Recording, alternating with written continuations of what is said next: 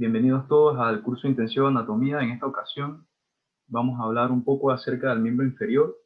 Mi nombre es Carlos Caballero y en el transcurso de esta presentación espero que todos los puntos que vayamos a tocar queden claros.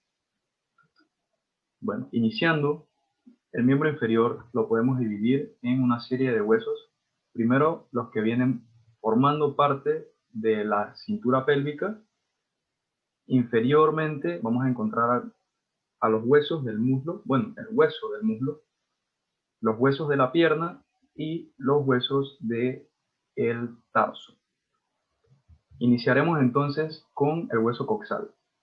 Al escuchar ese nombre coxal, lo primero que se nos viene a la mente es el coxis, mas no es la estructura a la que nos vamos a referir a continuación.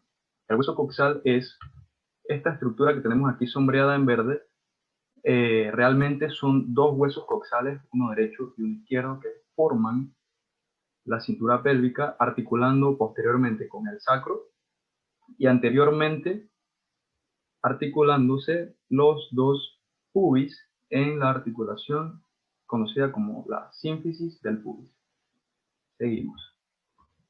Ahora bien, como inicio tenemos que el hueso coxal es una estructura sumamente importante en la distribución del peso corporal, porque en él se distribuirá el peso que baja por la columna y entonces se distribuye hacia abajo, hacia el fémur y así sucesivamente hacia las estructuras inferiores. Entonces, empezamos con que el hueso coxal es más que nada una agrupación de tres huesos, por así decirlo, que vamos a tener coloreados en la imagen que tenemos aquí en la presentación. En amarillo, el ilion, en azul, el isquion y en rojo, el pubis. Vamos a ir describiéndolos poco a poco. Empezaremos con el ilion. El ilion tiene un borde anterior, un borde superior y un borde posterior. ¿Ok? Esta imagen también tiene la peculiaridad de que es una vista lateral. ¿Cómo sabemos que es una vista lateral? Por esta estructura que tenemos aquí, conocida como el acetábulo, que va a ser la estructura anatómica con la que se va a articular la cabeza del fémur, que más adelante vamos a describir. Ahora empezando con la descripción del ilion, tenemos que en su borde anterior va a presentar unas estructuras conocidas como espinas ilíacas. ¿Ok? Primero vamos a tener esta estructura aquí que se denomina espina ilíaca antero-superior. Inferior a esta vamos a tener a la espina ilíaca antero-inferior. Bien, en este borde superior vamos a tener una estructura que se conoce como cresta ilíaca. Bien, pero esta cresta ilíaca se compone por diferentes partes. Tenemos este borde que pasa por todo el borde superior lateral, conocido como labio externo. Esta estructura que tenemos aquí, que se denomina tubérculo de la cresta ilíaca, y en medio el labio intermedio. Todas estas estructuras forman parte de la cresta ilíaca. Ahora, en su conjunto, en su totalidad, el ilion tiene una gran superficie a la que le vamos a denominar ala, pero esta ala está en su cara glútea. Tomamos como referencia estas líneas que vamos a mencionar un poco más adelante, que son las líneas glúteas. ¿Ok? Ahora nos desplazamos hacia la parte posterior del hueso coxal, perdón, del ilion, y también vamos a contar con dos espinas, pero en este caso la espina ilíaca postero-superior e inferior a ella la espina ilíaca postero-inferior. Ahora sí vamos a empezar a describir a las líneas glúteas que tenemos en el ala del ilion. La más superior, pero que vemos en la parte posterior, viene siendo la línea glútea posterior. La que va en el medio es la espina ilíaca, la línea glútea anterior, y la que va inferior, más cerca del acetábulo es la línea glútea inferior. Esta estructura que se ve marcada aquí, muy en relación con el acetábulo, es el cuerpo del ilion, visto desde su cara lateral. Otra estructura que tenemos que tener muy en cuenta es esta que vemos aquí, que es la espina esciática, porque superior a ella vamos a tener esta concavidad que forma parte del ilion, que se denomina escotadura ciática mayor. Inferior a ella vamos a tener a la escotadura ciática menor, pero ya eso sería describiendo al isquion más adelante. Ahora vamos con el isquion. El isquion, la estructura clave para identificar al isquion, pues es esta de aquí, la espina ciática. Como habíamos mencionado, escotadura ciática mayor, inferior a la espina ciática, tenemos a la escotadura ciática menor. Esta estructura que tenemos acá, también en estrecha relación con el acetábulo, es el cuerpo del isquion. Inferior a ella vamos a tener esta estructura que es un poco más rugosa, muy importante, que se denomina tuberosidad isquiática. Su importancia radica en que cuando nosotros nos sentamos, el peso queda sobre esta superficie. Y ya desplazándonos hacia superior, hacia la parte del pubis, vamos a tener a la rama del isquion. Ahora vamos con el pubis. El pubis, como hemos mencionado, esta estructura roja que vemos aquí, y empezaremos a describirlo porque se caracteriza por tener dos ramas, una rama superior del pubis y hacia abajo, en dirección al isquion, una rama inferior. ¿Okay? Pero empezamos de superior a inferior. Primero aquí se marca la rama superior del pubis. Bien, esta rama superior hacia la parte más medial, porque habíamos dicho en la primera imagen de la presentación que los pubis se articulan entre ellos dos, vamos a tener que la estructura más medial es el tubérculo del pubis, esta bolita que vemos aquí. Esta línea que recorre la rama superior del pubis en su cara lateral se denomina cresta obturatriz. Hay que tener este nombre muy en cuenta porque en la parte posterior, como veremos más adelante, hay una línea también que recorre esa rama superior, pero tiene otro nombre. Ahora, esta estructura que vemos hacia la parte inferior que conecta con la rama del isquion, que viene siendo la rama inferior del pubis. Y por último, vamos a tener esta estructura, este agujero abierto, por donde van a pasar una serie de músculos que se denomina el agujero obturador. Ahora bien, antes de seguir describiendo el hueso coxal en su cara pélvica o su cara interna o medial, hay que describir el acetábulo, que es toda esta llave que sale marcada aquí. Ese es el acetábulo. ¿Ok? Él va a tener una estructura en forma de semiluna, una superficie lisa, porque aquí, como habíamos mencionado, se articula la cabeza del fémur, una de las articulaciones con mayor movilidad del cuerpo. Así que esta estructura lisa es la superficie semilunar. Bordeándolo en su parte superior, vamos a tener un borde muy marcado que se denomina borde del acetábulo, también conocido como limbo del acetábulo. Este parece ser un círculo, mas no es completo. Queda con una abertura a la que se llama escotadura acetabular. Antes de seguir, cabe destacar que, como la imagen muestra, el acetábulo está formado por los tres huesos del hueso coxal: el ilion, el isquion y el pubis. Ahora seguimos con la descripción del hueso coxal en su parte pélvica.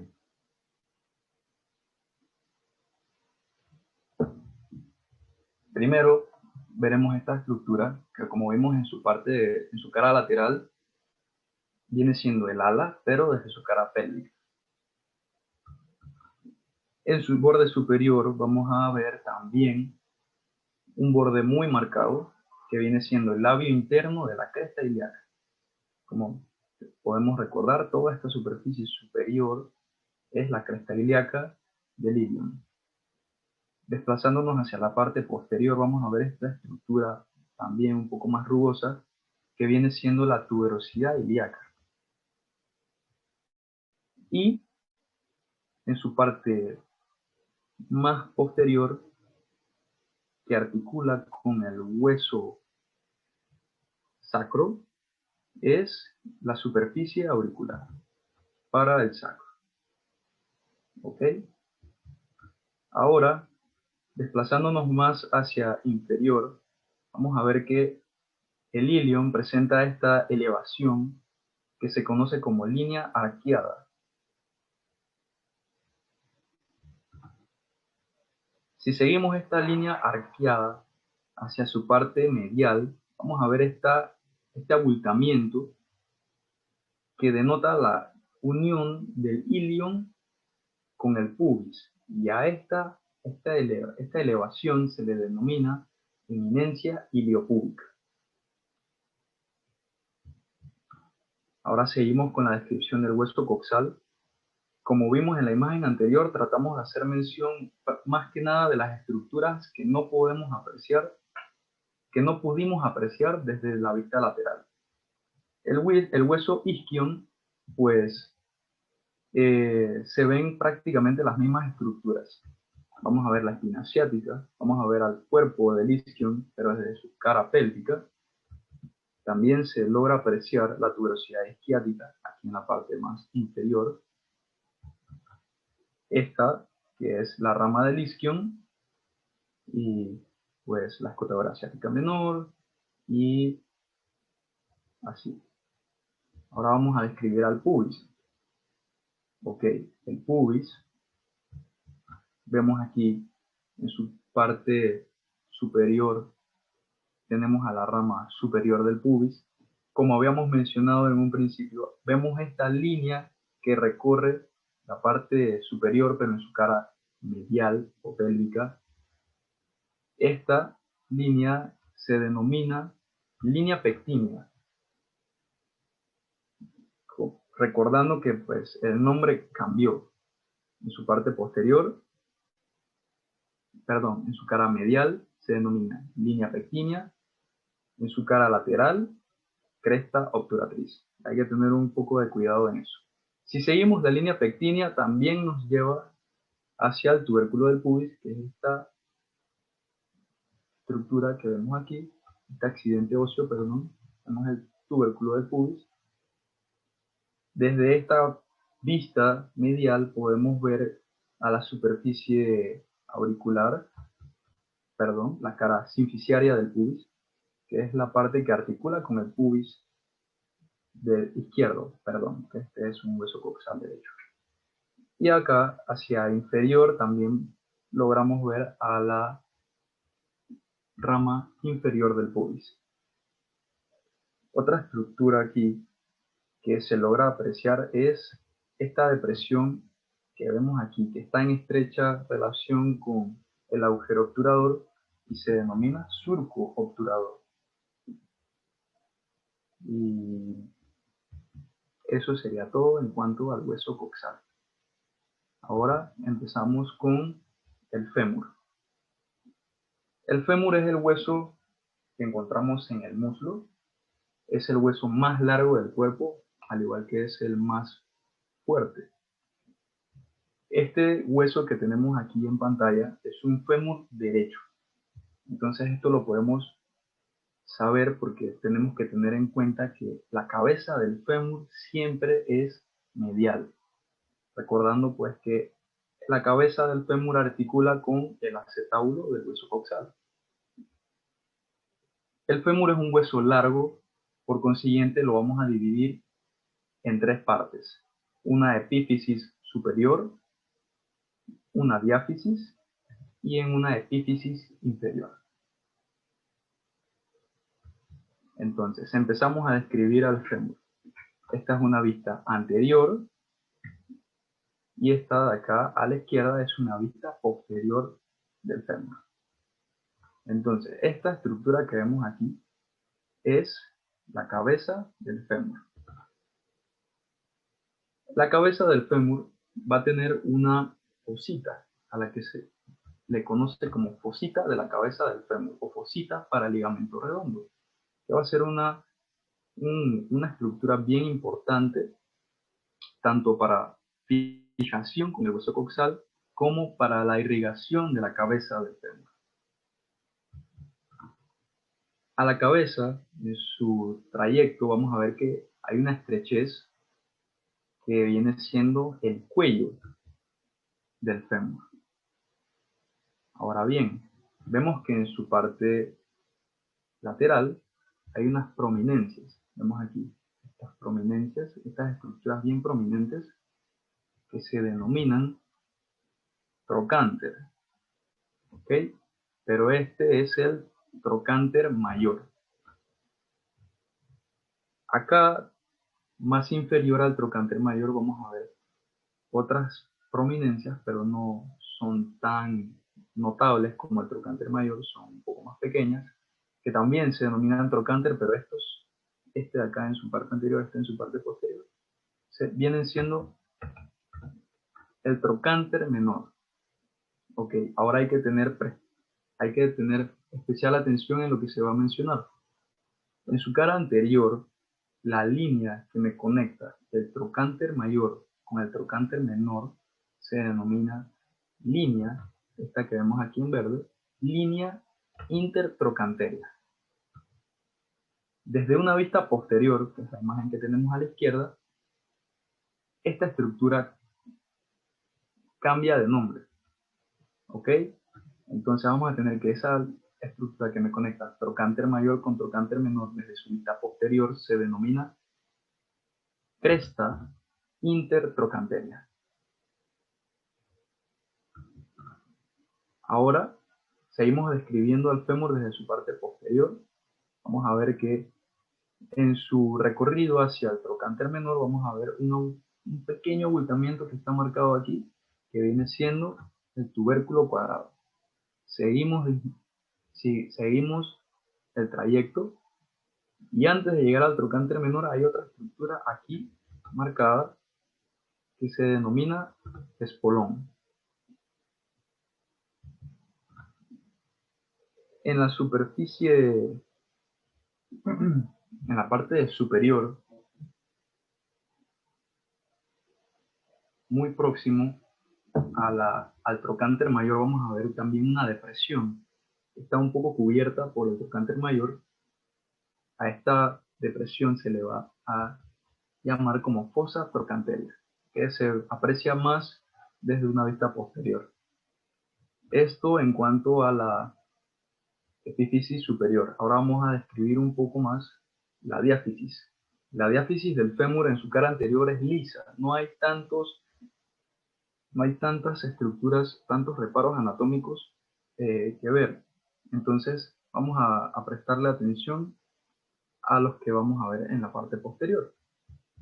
Esta estructura que vemos aquí, un poco más irregular, se llama tuberosidad glútea. ¿Okay? Esta tuberosidad glútea se conecta con esta línea que vemos aquí y forman esta línea que recorre gran parte de la diáfisis que se denomina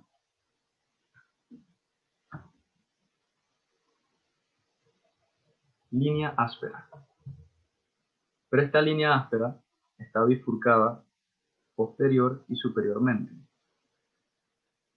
Superiormente va a tener entonces un labio medial, superior y medial, perdón, va a tener un labio medial y superior y lateral va a tener un labio lateral. Estos dos labios se unen y forman entonces lo que habíamos mencionado a esta línea áspera. Justo aquí en la diáfisis también encontramos un agujero que vemos aquí en pantalla. Este es el agujero nutricio, otro punto importante de irrigación del hueso. Seguimos la línea áspera en su descenso y vamos a ver que se bifurca inferiormente en dos líneas. Una línea supracondilia medial, recordando que tomamos como referencia a la cabeza del fémur, una línea supracondilia medial y una línea supracondilia lateral. Y ellas denotan esta área triangular que se denomina cara poplitea. Seguimos describiendo la epífisis inferior y vamos a ver que va a tener unas estructuras que se denominan epicóndilos o por arriba de los cóndilos. Vamos a tener un epicóndilo medial que es más prominente, como vamos a ver aquí en una cara anterior. Este de aquí es el epicóndilo medial. Por encima del epicóndilo medial vamos a ver un pequeño abultamiento, depende mucho de qué tan buen aspecto tenga el fémur. Vamos a tener aquí este tubérculo que se denomina tubérculo del aductor. Entonces seguimos. Si hay un epicóndilo medial, seguramente va a haber un epicóndilo lateral. Y es así. Hay también un epicóndilo lateral. Entonces, inferior al epicóndilo lateral vamos a encontrar a los cóndilos propiamente dichos del fémur. El epicóndilo pues aquí lateral y al epicóndilo medial. Aquí hay que tener algo bien claro, y es que desde la parte posterior la estructura o el reparo anatómico que separa a los cóndilos se denomina fosa intercondilia. ¿Ok? Ya es desde su cara anterior, como sabemos que el fémur articula con la tibia y con la rótula, pues esta va a ser la zona donde se va a articular el fémur con la rótula. Entonces, la estructura que va a separar cóndilo medial de cóndilo lateral va a ser la cara rotuliana. Ahora vamos con la tibia. La tibia es el segundo hueso más largo del cuerpo. Es uno de los dos huesos que encontramos en la región de la pierna y también es un hueso largo, por lo que también lo podemos dividir en una epífisis superior, una epífisis inferior y en una diáfisis. Empezamos describiendo entonces su epífisis superior. Esta estructura que tenemos circulada en pantalla es la eminencia intercondilia.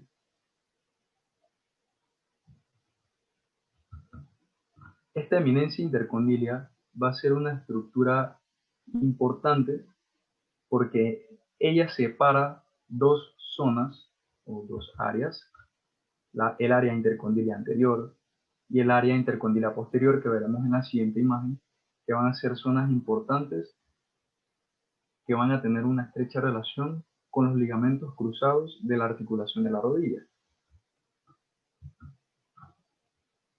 La tibia, en su epífisis superior, también presenta cóndilos, un cóndilo lateral y un cóndilo medial.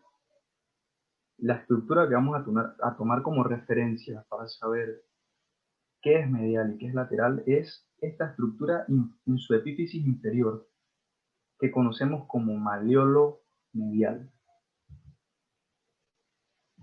Aquí entonces ahora se muestra al cóndilo medial y lo que habíamos mencionado, pues el maleolo medial que vamos a tener como estructura de referencia.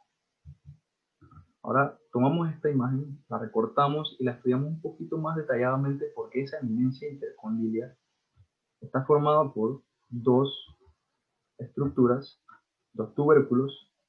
Vamos a tener entonces el tubérculo lateral, el tubérculo intercondilio lateral, y medial vamos a tener al tubérculo intercondilio medial. Ahora bien, en el cóndilo lateral vamos a ver un borde, una línea bastante marcada que se denomina línea oblicua. Otra estructura bien característica de la cara anterior de la tibia es esta tuberosidad, que viene siendo la tuberosidad de la tibia, una estructura palpable en la pierna. Ahora vamos a describir la diáfisis en su cara anterior. Como sabemos que la tibia en su cara anterior no está muy cubierta por músculos, es un hueso que está bastante propenso a fracturas. Es bien importante también tener en cuenta que se va a dividir en unos bordes. Este borde anterior que tenemos aquí, un borde lateral que viene siendo el borde interóseo y un borde medial que tenemos acá. ¿Ok? Va a tener 3 bordes y 2 caras. Una cara lateral y una cara medial. Ahora vamos a describir las estructuras que vemos en la epífisis inferior. El malleolo medial va a tener esta zona que se denomina cara articular del malleolo medial, que va a ser un punto importante de articulación con el hueso astrágalo. También va a tener una cara articular inferior, que va a ser entonces ya la parte de la tibia que se articula más estrechamente con el hueso anteriormente dicho. Ahora vamos a ver la tibia desde su cara posterior. Desde su cara posterior, en esta imagen vamos a ver que se pueden apreciar más unas estructuras que no se veían. ¿Okay? Esta que vemos aquí es una cara articular superior medial. Lateral a ella vamos a tener la cara articular superior lateral. Van a ser las zonas que se articulan con los cóndilos del fémur.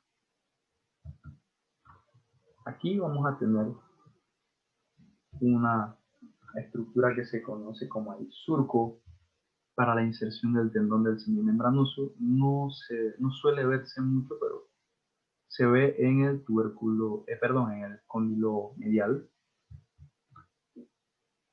Tenemos entonces nuevamente la eminencia intercondilia.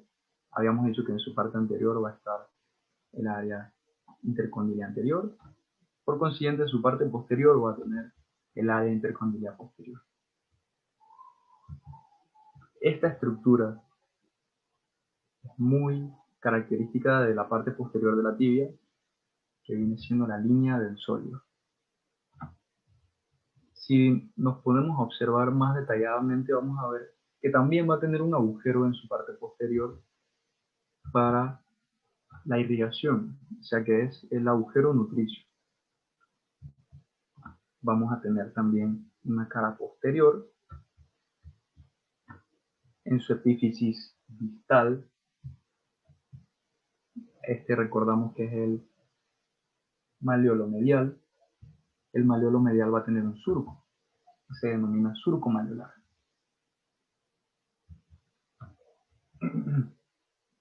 La tibia, además de articularse superiormente con el fémur e inferiormente con el astrágalo, lateralmente articula con este huesito que vamos a describir más adelante, que es el peroné. Y la tibia va a tener una depresión que denota esta articulación. Y esta estructura se denomina escotadura peronea de la tibia o escotadura peroneal. Ahora vamos a describir el peroné. El peroné también es un hueso largo. Cabe destacar que es un hueso que no participa de la articulación de la rodilla y lo podemos dividir en 3 porciones: una epífisis superior, una diáfisis y en una epífisis distal. En la epífisis superior encontramos la cabeza del peroné. Como habíamos visto en el fémur, a la cabeza le sigue una estrechez que se conoce como cuello. O sea que este será el cuello del peroné.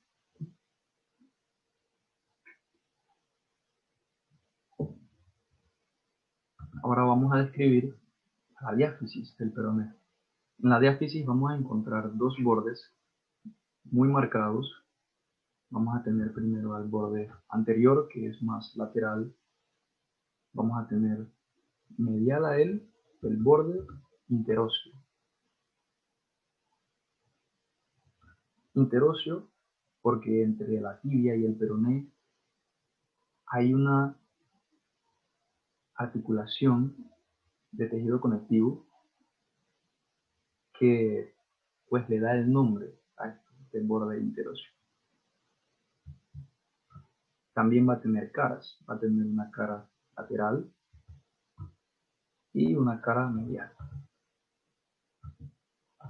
Si le damos la vuelta y lo vemos desde una vista posterior, vamos a tener también otro borde que viene siendo el borde posterior y también una cara posterior. En su epífisis distal vamos a ver también un maleolo, al igual que en la tibia, pero este es el maleolo lateral. El maleolo lateral también presenta caras articulares que vamos a mencionar más adelante. Esta que vemos aquí es la cara articular del maleolo lateral. Desde una vista posterior también hay otra estructura que hay que mencionar, que es esta que vemos aquí a la derecha. Esta estructura se llama fosa del maleolo lateral vista desde una vista posterior. Ahora vamos a empezar con los huesos del pie. Para fines del curso no vamos a hacer una descripción tan detenida de los accidentes óseos en los huesos del pie.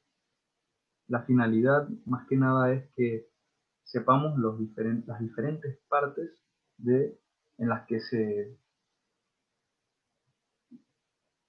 catalogan los huesos del pie. Vamos a tener los huesos del tarso más posteriores. En la parte media vamos a tener a los huesos del metatarso y en la parte un poco más distal del pie vamos a tener a las falanges.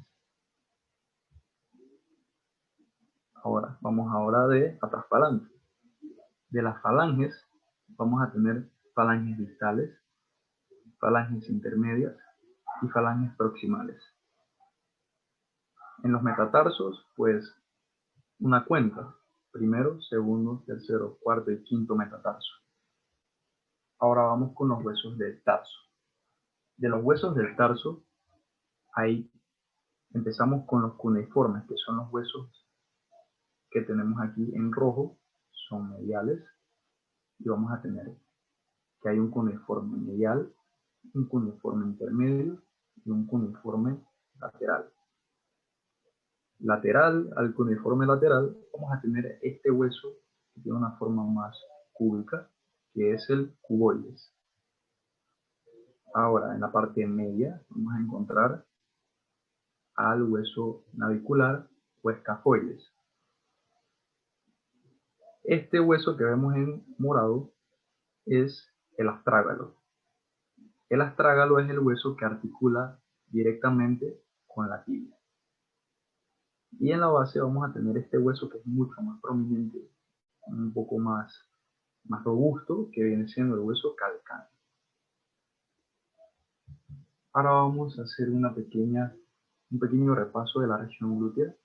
Cabe mencionar que la región glútea se divide en unos músculos más superficiales y unos un poco más profundos. ¿Okay? A la izquierda vamos a tener esta imagen del néter para guiarnos en una disección que tenemos aquí a mano derecha. Entonces, los músculos de la región glútea más superficiales van a ser los siguientes. El músculo glúteo mayor. Luego, si lo cortamos y lo hacemos a un lado como aquí a la derecha, vamos a tener que debajo del músculo glúteo mayor vamos a tener al músculo glúteo medio. Debajo de él, inferior a él, perdón, vamos a tener al músculo glúteo menor. Y ahora los músculos un poco más profundos a ellos, vamos a tener al músculo piriforme. que nos va a guiar, va a ser como nuestra estructura de referencia, porque inferior al músculo piriforme pasa una estructura nerviosa imposible de no ver, que es el nervio ciático, que vamos a ver un poco más adelante.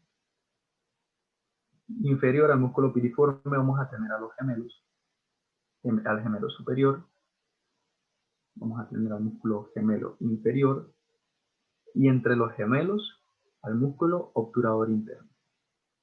Y ya así un poco más profundo, vamos a tener al músculo cuadrado femoral. También tiene una forma bastante geométrica.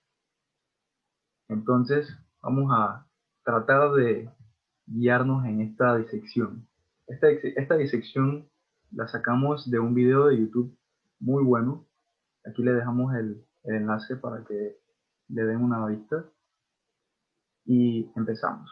Ok, como habíamos mencionado, el músculo más superficial que vamos a encontrar al retirar la piel va a ser este que vemos aquí levantado, que va a ser el músculo glúteo mayor. Ok, cuando levantamos el glúteo mayor, como vemos en esta imagen, todo se ve muy parecido. Vamos a tener un montón de tejido adiposo que va a hacer la vista un poco más difícil, así que es muy importante tener bien claro la distribución de los músculos. Entonces, al retirar el músculo glúteo mayor, el músculo que vamos a tener justo por debajo va a ser este de aquí. Este es el músculo glúteo medio. Casi no parece como en la foto, pero esa es la idea. ¿Ok? El músculo glúteo medio, como vemos aquí, inferior a él vamos a tener este musculito que va a ser nuestra guía, que habíamos mencionado. Este es el músculo piriforme. ¿Y cómo sabemos que es el músculo piriforme? Por esta estructura que vemos aquí, esta estructura nerviosa que pasa inferior al músculo piriforme en su trayecto hacia el miembro inferior, que es el nervio ciático. Medial al nervio ciático vamos a tener otra estructura nerviosa también visible, esta de aquí. Este nervio es el nervio cutáneo femoral posterior, que como vemos en la imagen acá a la izquierda, es un pequeño nervio que casi no se ve, pero bueno, en la disección está bueno, sí se vio. Ahora vamos a ver una lámina de las estructuras nerviosas más importantes de la región glútea. Vamos a tener pues al nervio glúteo superior que inerva al músculo glúteo medio y al músculo glúteo menor. También tenemos al nervio glúteo inferior, que va a ser el nervio que le da la inervación al músculo glúteo mayor. Este nervio aquí, más grueso, más prominente, que habíamos visto en pantalla, este que tiene el doctor en su dedo, es el nervio ciático. La medial al nervio ciático vamos a tener al nervio cutáneo femoral posterior. Y bueno, más profundo, en una disección muy bien hecha, se puede llegar a ver al nervio obturador interno y al nervio pudendo interno. Entonces, para poder ver los músculos antes mencionados, estos de acá, el músculo gemelo superior, el músculo gemelo inferior y el músculo obturador interno, tenemos que mover, como está haciendo el doctor aquí en pantalla, tenemos que mover esta estructura nerviosa hacia un lado para poder dejar la visión un poco más clara de estas estructuras un poco más profundas. Este que vemos aquí primero va a ser el músculo gemelo superior. Inferior a él vamos a tener al músculo obturador interno, e inferior al músculo obturador interno vamos a tener al músculo gemelo inferior. Por último, pero no menos importante, este músculo que habíamos mencionado que tiene una forma geométrica, este de aquí es el músculo cuadrado femoral. Ahora vamos a hablar un poco acerca del ángulo femorotibial. Este es un ángulo que se tiene en cuenta para conocer algunas veces las condiciones de los pacientes para conocer, al ángulo femorotibial. Necesitamos este instrumento que tenemos aquí en pantalla, que es el goniómetro. ¿Ok? Con el goniómetro y con el ángulo femorotibial que tengamos, vamos a saber si el paciente tiene genu valgo, genu varo, o si tiene un ángulo femorotibial normal. Entonces, ¿cómo determinamos si el paciente tiene genu valgo o genu varo? Tenemos primero que tener los valores normales de este ángulo. Los valores normales son de 170 a 175 grados. Para determinar este ángulo necesitamos dibujar esta línea, este eje, visto aquí en pantalla, el eje longitudinal del fémur, y necesitamos al eje longitudinal de la tibia. Al nosotros dibujar estos ejes, colocar el goniómetro y ver entonces cuánto da el ángulo superior y cuánto da el ángulo superior y cuánto da su suma. Si da mayor a 175 grados, pues el paciente va a tener la condición conocida como genu varo o estas piernas en paréntesis, si sirve como referencia. Pero si el ángulo da menor a 170 grados, el paciente va a padecer de la condición conocida como genu valgo, que es esta que tenemos aquí, que tenemos que las rodillas se aproximan un poco más, pero las piernas están arqueadas. Ahora vamos con la articulación de la rodilla. Para estudiar un poco la articulación de la rodilla vamos a mencionar los ligamentos extracapsulares primero. Ok, empezamos con este ligamento que tenemos aquí, que viene siendo el ligamento colateral tibial. En la cara anterior vamos a tener este tendón del cuádriceps que se extiende, pasa por encima de la rótula, cambia de nombre y se denomina tendón rotuliano o ligamento rotuliano, y se inserta en la tuberosidad de la tibia. Ahora tenemos que darle una vuelta a esta articulación para ver los ligamentos extracapsulares desde una vista posterior. Este ligamento que vamos a tener aquí, que conecta al epicóndilo lateral con la cabeza del peroneo, va a ser el ligamento colateral, peroneo colateral. Ahora, este que vemos aquí, este ligamento que vemos un poco más cruzado, perdón, no cruzado, un poco más oblicuo, va a ser el ligamento oblicuo, que es una extensión del tendón del semimembranoso. Y por último tenemos este que viene aquí, que viene siendo el ligamento popliteo arqueado. Ahora vamos a hacer mención de los ligamentos intraarticulares. Los ligamentos intraarticulares muy famosos que vamos a mencionar son estos que vemos aquí en pantalla, el ligamento cruzado anterior y el ligamento cruzado posterior. Además de esto podemos ver que en la parte interna de la rodilla vamos a tener a los meniscos, un menisco lateral y un menisco medial. El menisco lateral o externo se caracteriza por ser un poco más redondeado, tener una forma como de una O. Si vemos aquí está un poco más cerrado. Y el menisco medial se caracteriza por ser un poco más delgado y por tener una forma de C. Gracias.